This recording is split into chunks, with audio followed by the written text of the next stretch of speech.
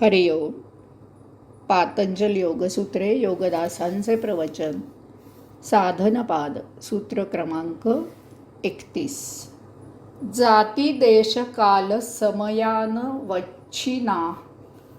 वच्छिन्ना सार्वभौमा महाव्रतम. जाती देश काळ वेळ यांचा परिणाम होऊ न देता जर यमाचं आचरण सार्वभौमपणे केलं तर त्याला महाव्रत असं म्हणायचं. सूत्र क्रमांक 30 मध्ये सांगितलेल्या यमाचं पालन कसं करायचं ते या सूत्रात सांगितलेलं आहे.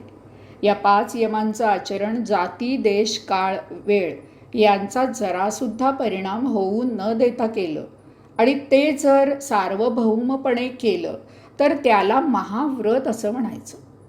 अध्यात्मामध्ये साधकाची जात योगी असते आणि धर्म योग धर्म असतो. त्यामुळे आपण सध्याच्या जगराहाटीप्रमाणे कोणत्या जातीत पोटजातीत धर्मात जन्माला आलो आहोत ते पूर्ण विसरून या यमांचं पालन झालं पाहिजे. योगाभ्यास जगातील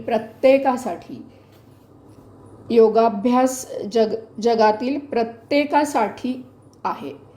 स्वतःला विसरून तो करायचा असतो. यमाचं पालन करताना स्थळ देश राष्ट्र यांचं बंधन येता कामा नये. काळाचं बंधन योगाभ्यास करताना असता कामा नये. याचाच अर्थ सतत यमाचं आचरण सुरू असलं पाहिजे. ते अखंडपणे चालूच असलं पाहिजे. याचा असाही अर्थ आहे की या कलियुगात योगसाधना आणि त्यायोगे मुक्ती शक्य आहे. सार्वभौम म्हणजे प्रत्येक भूमिकेत यमाचं पालन करायला पाहिजे. बालक तरुण वृद्ध राजा राव रंक अधिकारी सामान्यजन माता पिता पुत्र विवाहिता अविवाहिता इत्यादी सर्व भूमिकांमध्ये यमाचं पालन झालं पाहिजे. अशा प्रकारे जाती देश काळ वेळ यांचा परिणाम होऊ न देता सार्वभौमपणे यमांचं आचरण करण्याने महाव्रत होते. आपण योगसाधना करत असताना सर्वांसाठी त्याचा केंद्रबिंदू आत्मा परमात्मा हाच एकमेव असतो. त्यामुळे इतर म्हणजे जाती देश काळ वेळ यांचा परिणाम होऊ शकत नाही. येथे महाव्रत असा शब्द वापरलेला आहे तेव्हा व्रत म्हणजे काय ते पाहणे उचित होईल. व्यावहारिक स्वरूपात समाजात राहणाऱ्या साधकाला महाव्रत करणं शक्य नाही. त्याच्या हातून केवळ व्रतपालन होईल.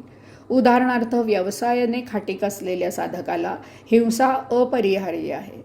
त्याच्याने महाव्रत होणार नाही. व्यवसायाव्यतिरिक्त त्याने हिंसा न केल्यास इतर धर्मांच्या पालनाने इतर यमांच्या पालनाने तो व्रतपालन करेल. त्याला महाव्रताचं फळ सिद्धी प्राप्त न होता अशा साधकाला व्रतपालनाचं फळ मिळेल. याचा विचार करून हे जाणून साधकांनी योगसाधना करावी. हरिओम.